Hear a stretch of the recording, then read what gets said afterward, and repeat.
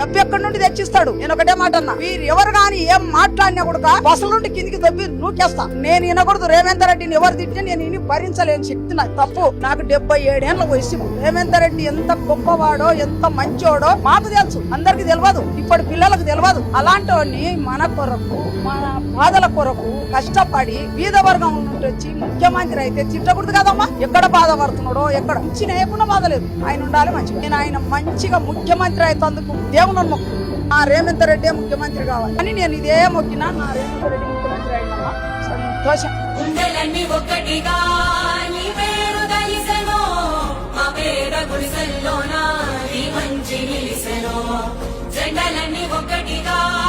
ఒకేడు కలిసెనో, నీ నవ్వు చాలంటూనే ఈ జనం మురిసెనో.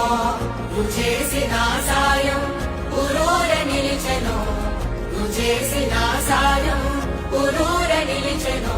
మళ్ళీ నీ కోసం గొంతెత్తి పిలిచెనో. గుండెలన్నీ ఒక్కటిగా